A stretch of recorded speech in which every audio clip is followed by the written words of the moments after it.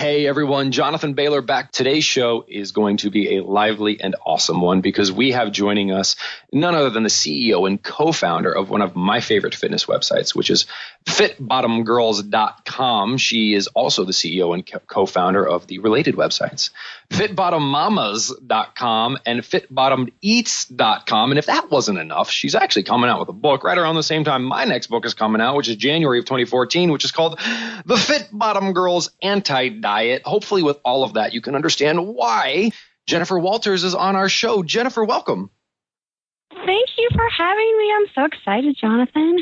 Well, Jennipher, it's a pleasure to have you on the show. I appreciate not only your work, but the support you've shown for the smarter science of slim. And I feel like we may have been separated at birth because I'm reading here on your website that you want women to realize that an active lifestyle and good health aren't about counting calories or the number on the scale, but rather being active, eating healthfully, and having a positive attitude and outlook. Amen, sister. Amen, for sure. That is what I'm super passionate about. And is that what, so you launched fitbottomgirls.com, which is it fair to say that is your more key website? Yes, that's our main website for sure. So fitbottomgirls.com, you launched that in May of 2008. So you've been around for an eternity in internet time. Yeah, 5 years. What led you to do it? It's a crowded space. What led you to start Fit Bottom Girls? Yeah, I will say 5 years ago, it wasn't nearly as crowded, which was nice at the time. I feel like we kind of just got in right before things got really crazy. But, I'm a certified personal trainer and group exercise and all those, all kinds of alphabet soup in the fitness world. But I started teaching classes and having clients, personal training clients when I was in college. And I got really wrapped into this idea that if I was a fitness professional, I needed to look a certain way. And so I put a lot of pressure on myself to, be a certain size, and I over-exercised and I restricted my diet. And then I ended up yo-yo dieting because I was so obsessive about counting calories and everything. So here I was as a fitness professional, in my low 20s, telling everybody to do pretty much the opposite of what I was actually doing. And I was fairly unhappy with what I looked like, and I didn't have a lot of self-confidence because I was putting all of my self-confidence in this number on this scale. And I thought in a lot of ways, oh my gosh, if I just reach this magical, ideal weight number, I'm going to be happy, I'm going to feel great. In the meantime, me not being able to get down there, being able to, eat actually healthy foods in a regular way. I didn't have any self-confidence, and I was always kind of putting off my happiness until this magical weight happened. And it was, I feel like a lot of women do that, whether or not they're a fitness professional clearly or not, we kind of think that if we weigh a certain amount, then our lives are going to be perfect. And that's not secretly the case. Oh my gosh. And so we spend all this time torturing ourselves and putting all of our self-worth into a number on the scale. And so before I got married, this went on for years, over-exercising, under-eating, all that kind of stuff, and feeling like I had no self-control and no willpower because I was under-eating so much. And I know you know about this because you're all about, the science of food and calories and such, that I would restrict myself so much that then my hunger cues were completely off. And I thought it was a reflection that I didn't have any willpower or control when really I was just eating in a really poor way. And so before I got married in 2007, I thought to myself, oh my gosh, this is going to be so terrible for me because I'm going to walk down the aisle and the only thing I'm going to be able to think about is, what do I look like? What do I weigh? What size is my dress? Does everyone notice that I have arm fat? That. I was so obsessive about it. And so I decided, right after I got engaged, I was like, that's not how my wedding day is going to be. I'm not going to be thinking about that. I'm going to be thinking about the love of my life and getting married and what that means and all my friends and family being around me. So I met with a registered dietitian who was into intuitive eating, and she said something to me that was pretty life-changing. And I think, obviously this is for messages for women, but I think it also kind of applies to guys in a lot of ways. But she said, wow, can you imagine what all the women in the world would have done and would have accomplished if they weren't obsessed with how many calories they ate, how many calories they burned at the gym? And that, for me, was my personal aha moment where I was like, Oh my gosh, I've been such a, I don't know if we can, curse on your show. Yeah, don't curse. Use your own. Okay. Like, I've been such an asshole. You know what I mean? Like, I've been spending all this time, like, obsessed about what I look like when there are clearly larger issues and things to do in the world. Mm-hmm. And so for me, that was my personal moment where I was like, okay. And so I started kind of doing a lot of more intuitive eating, more no like restrictions on eating. And that really just changed my life. I stopped over exercising. I started getting in touch like with what really made me happy. And I really started to build my self-confidence. And it completely changed my life. Like, it totally changed my life. And I became super passionate about the message. And after I got married in 2007, then we started Fit Bottom Girls in 2008.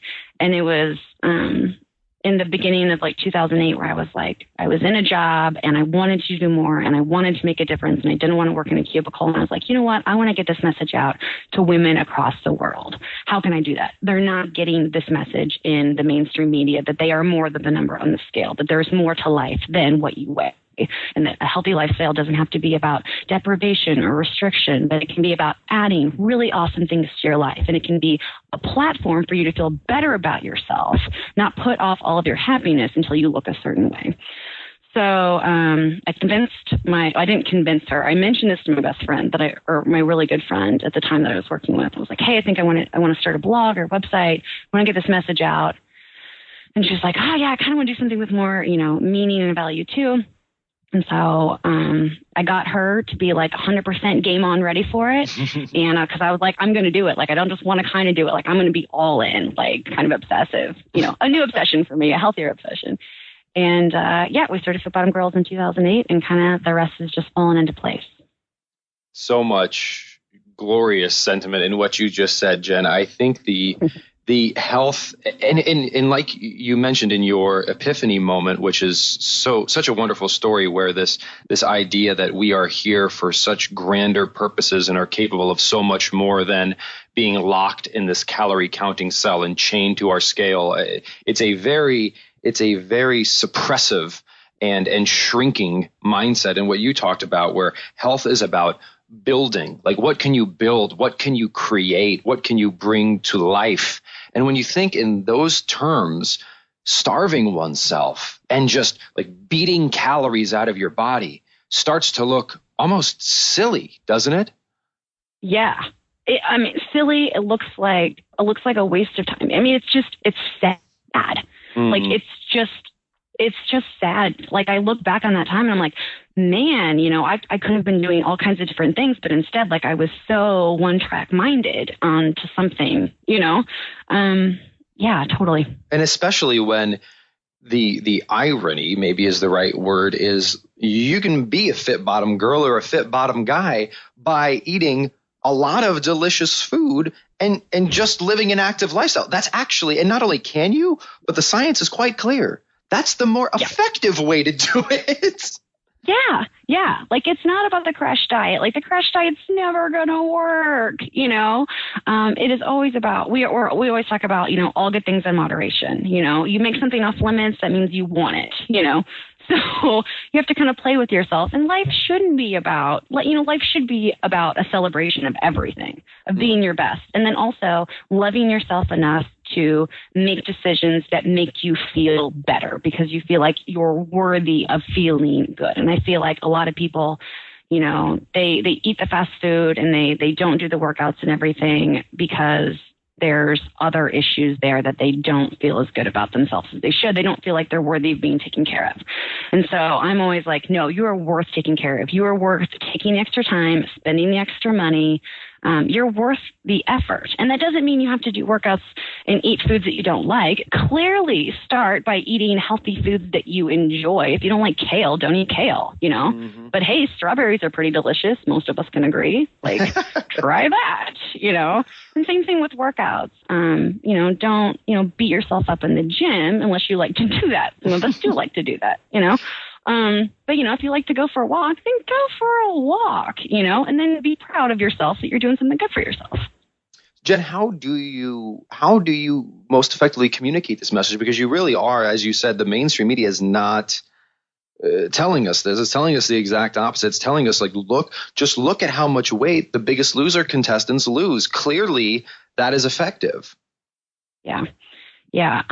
What we try to really do is just, and sometimes I kind of feel like we beat people over the head with our message, because if you read any post on one of our sites, you're probably going to get one of our key messages that say things like all good things in moderation, fit bottoms come in all shapes and sizes.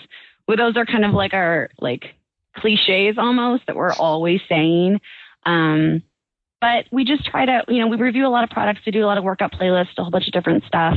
We write about our own successes and failures and just try to be really honest about our experiences to hopefully inspire other people. But we're always just kind of, with whatever we're doing, we're always writing in an encouraging tone that tells people, you know what, you're already awesome the way you are. Yeah, we all have things we want to work on. We all have things we want to change. We all have things we want to improve on. And we all should want to improve and be better. That's all part of it.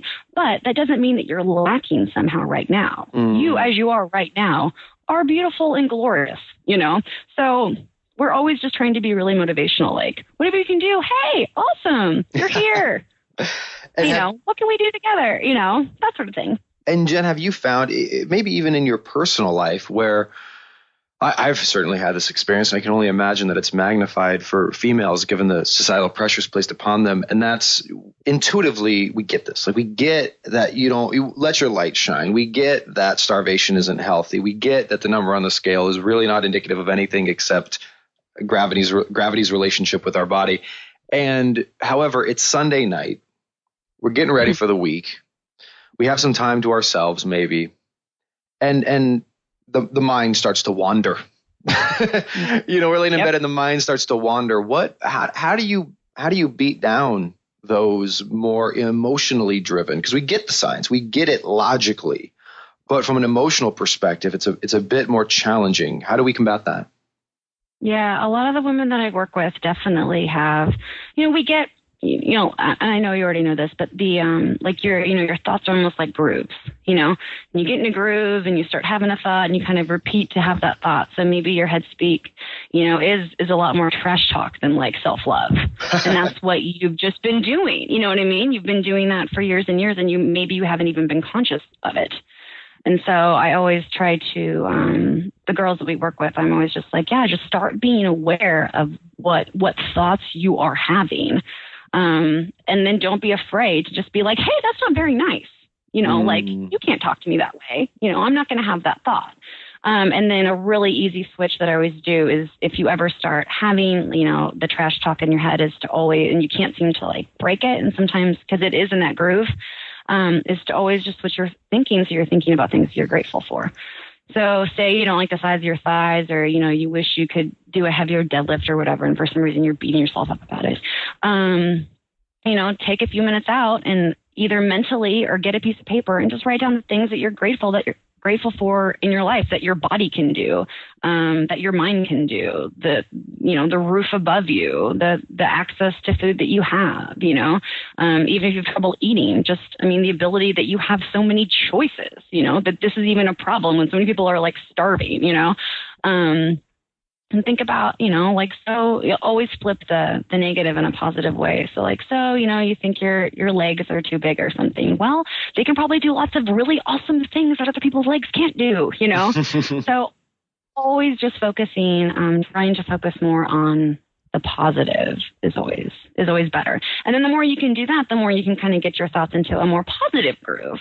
And so you can kind of set yourself up for success for the long term, because, thoughts have a tendency to turn into emotions, which turn into how we make behaviors, which behaviors turn into patterns and beliefs and core beliefs about ourselves. So I always like to take it directly back to the original thoughts. Jen, that's such a profound tool you mentioned in there, which is this isolation and identification of the thought and then a refutation of it. And it reminds me of Dr. Martin Seligman's work in just the positive psychology arena, or learning optimism, which is if you imagine that you are out walking down the street and someone says to you the thing you just said to yourself, you probably wouldn't just let that go. You'd be like, not only are you wrong, but here are some reasons you're wrong. And let's literally do the same thing with yourself. if you have to, write down the thing you just thought. Now imagine that this person at work you don't like said that to you. What would you say in response to them? And literally go through that exercise. Yes, it is powerful. Because if you're not talking to yourself like your best friend, you need to be your own best friend. That's the name of the game. You got to be on your own team here. We hear this word all the time, and you've said it a couple of times, and that's the word moderation. One thing that I am curious to get your take on is so, for example, we don't say smoke in moderation, but we actually used to. Believe it or not, my father was in the Vietnam War, and he mentioned that when they had their MREs or their meals that they had out in the fields, each breakfast, lunch, and dinner came with 2 cigarettes, because at that time, given the way the government and big business were involved in the tobacco industry, cigarettes were part of a balanced meal, and smoking 2 cigarettes was moderate, and it was in moderation. So obviously that's not something we would consider moderate or in moderation. Nowadays, we would say the recommendation on smoking is to not smoke at all. What is your thought on the difference between everything in moderation and we actually don't think everything in moderation? For example, we don't think you should smoke in moderation. What are your thoughts? Yeah. Oh, I just learned something new. That was really cool. I was like, ooh, neat. I think, well, for people who have a past with yo-yo dieting and restrictive eating, like myself, like I have had, and all good things in moderation is key when it comes to food, because an all or nothing approach is like setting yourself up for failure. I will say, though, that once you kind of are used to, everything in moderation, maybe that's an 80-20 way of eating where you're 80% healthy, really healthy most of the time, 20%, kind of like extra stuff that you're craving. I think it's once you can kind of like maybe graduate from that you no longer have that all or nothing approach where you feel like, oh my gosh, like I'll never have another like snickerdoodle again. So I clearly have to eat this entire pan of snickerdoodles right now because I'm going to make up for the next 4 months that I'm not going to have snickerdoodles or something, which sounds insane when you say it, but like that's what we all have done. I think that if you can kind of get through that all or nothing approach in your head where you realize like, okay, I can trust myself enough to make my own decisions. And then if I really want the snickerdoodle, like I can have the snickerdoodle. Then I think, we can begin to play with our diet, in terms of this is just what I eat every day, not in crash diet type of way. Then you can start to play with, what foods really work for you. And like I was saying earlier, like I think everyone should kind of treat their life as an experiment. And that's what I've been doing for the last few years is treating what I eat as kind of an experiment. What makes me feel good? What makes me what makes me not feel good? So if I feel really good when I have a mix of protein and healthy fats and lots of vegetables in my diet and I'm eating really clean. When I don't eat clean, when I do have the really strong craving for snickerdoodle and I have a snickerdoodle like 3 p.m. with nothing else with it, I feel pretty crappy after it, like so much so that I'm like, that's not worth it. And I think when you get into that headspace, like once you can come, a little bit farther in like a healthy evolution and realize that's not worth it for me. What's really worth it for me is to eat in a way that makes me feel good and gives me energy. And so, there are things now that I don't eat and that maybe like I don't eat that much sugar. Mm-hmm. But could I have done that 10 years ago? Could I just cut out sugar from my diet? No. Like I would have been a head case. Well, I was a head case. I would be more of a head case. I would binging. I would not eat it for a while and then I would binge on sugar. But now that's not the case because it's a much different headspace. It's out of more love and what I want for myself out of, oh my God, I can't have that. I want to have that, but I can't. Jen, I love how you explain that because this is an area where I have since emerging from my research and getting more into the real world and talking with people such as yourself, my thoughts had evolved. When I came out of the research, I was very much, well, put it this way, my approach to moderation was exclusively as follows. I love chocolate, love it, have no intention on giving it up at all. And however, I don't eat chocolate bars. I find ways to eat cocoa that is delicious and not deadly. So, for example, I might use stevia or I might use xylitol, and I would just replace that, or I would use coconut or almond flour, and I would make these chocolate-based desserts which, to be very clear, do not taste the same as if you were to make that using refined white flour and all kinds of other garbage. But it gets me about, let's say, 80% of the way there, and I can eat a lot of it. But I found that there's really two approaches to not going crazy, maybe, and there's probably a third and a fourth. But these are the two that I've come across. One is what I just described, which is you do swear off certain types of foods, but you don't swear off tastes. You never swear off a taste. You just find different foods to accomplish that taste. The other approach is that you are able to, for example, eat one snickerdoodle and it doesn't make you want 15. That's how I am. So like if I do one of the real thing, that actually makes me less satisfied. So I have to have, like, if I'm going to eat it, I have to have the option to eat a lot of it, or I can't eat it at all. But that's me. That's not everyone. And I've met a lot of people which are actually, no, if I eat just one Starburst, I'm good. Like that's what I needed. What do you think? Yeah, I think that's totally like, and everybody's different. It's like that one size fits all approach doesn't really work. It's not one size fits all. It does not work. I will also say that just the pure act of being mindful when you do certain things is so key. This is one of the exercises we have in the book, and something I've done with my with the girls that I've worked with before. And it's not, there's other people to do it too. It's not like it's a super unique thing, but I love chocolate. I have easily a piece of chocolate every single day, but I will have a small piece of chocolate and I will literally take like a full 5 minutes to eat that piece of chocolate. And I'll have them, like, it is a meditative exercise where you're like smelling it and you're looking at it and you're being grateful, and you're really tasting it. And I think if you can really slow down, and savor it, then you're more likely to be much satisfied with less, and you'll be surprised with how much less you can have and still be satisfied to meet that craving. But it's, yeah.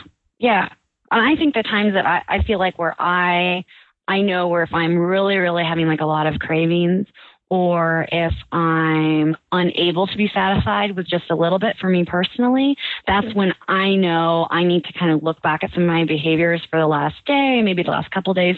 Maybe I haven't been eating enough. Maybe I have been eating too much sugar, or my meals and stuff haven't been quite as balanced with my macronutrients. Or maybe I've been really stressed, or I haven't been getting sleep, or I just have had too much going on. I always, like, whenever I start to have issues, or maybe I'm just upset about something and I'm not dealing with my emotions properly.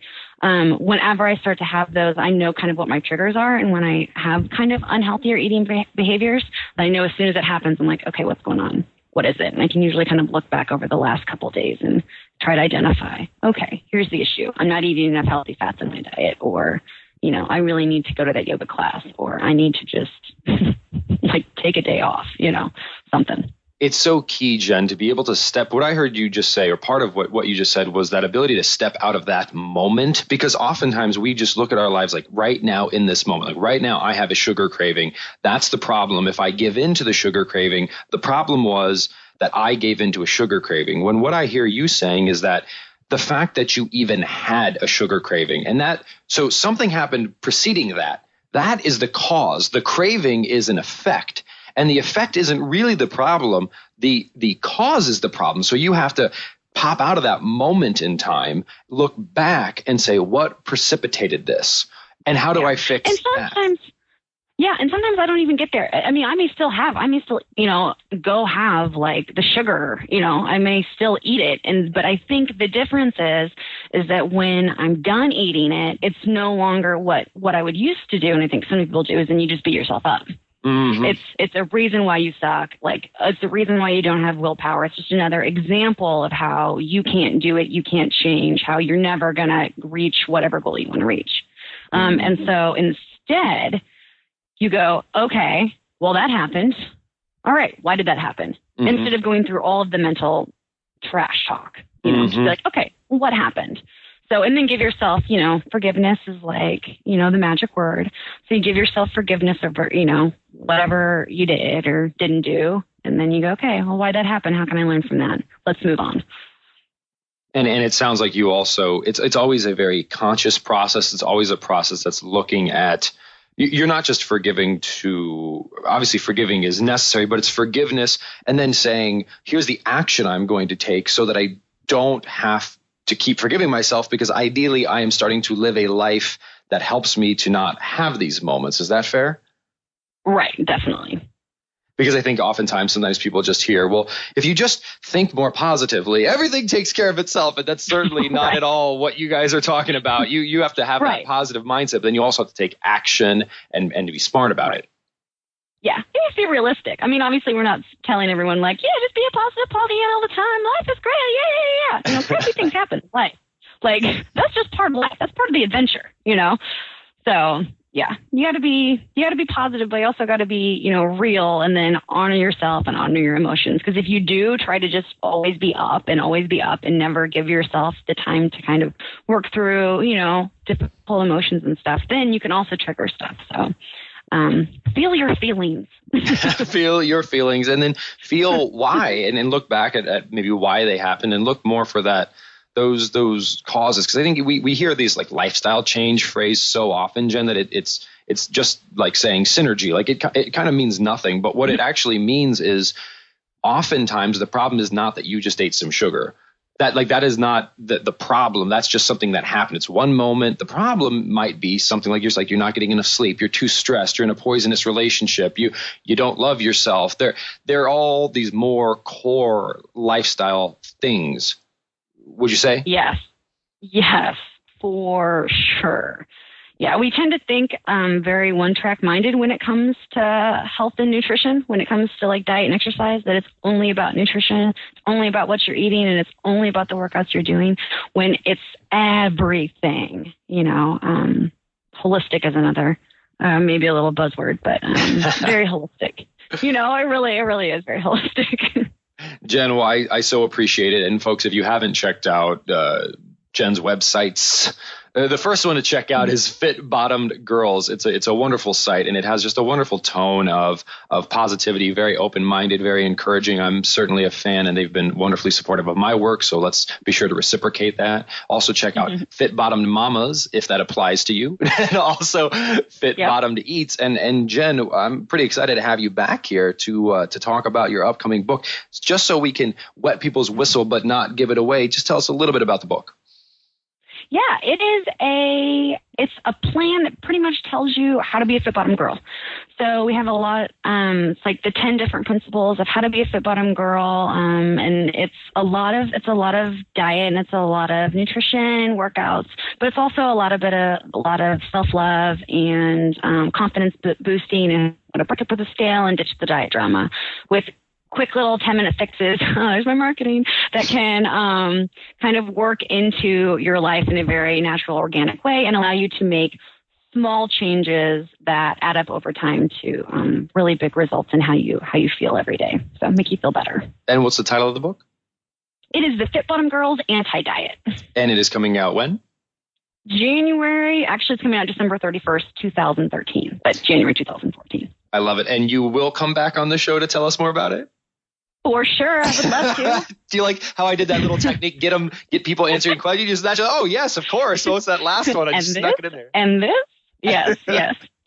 For sure. I would love to. Anytime. Awesome. Well, thank you so much, Jen. This has been an absolute delight. And folks, like I said, her name is Jennipher Walters. She's the CEO and co-founder of Fit Bottom Girls LLC. 3 websites, fitbottomgirls.com, fitbottommamas.com, fitbottomeats.com. And I don't know, Jen, we might have to have a conversation about fitbottomguys.com someday. I don't know. What's going on? I would love to start Fit Bottom Dudes. There is such a need for a sane type of approach for guys, I feel like. That's not super hardcore. I just keep talking about this and talking about this, but I just need to meet the right people. So you're the right person. I love it, Jen. Well, thank you so much for the work you do and for joining us today. I really appreciate it. Thank you for all that you do, and thanks for having me on. My pleasure. And folks, I hope you enjoyed today's conversation as much as I did. And please remember, this week and every week after, eat smarter, exercise smarter, and live better. Talk with you soon.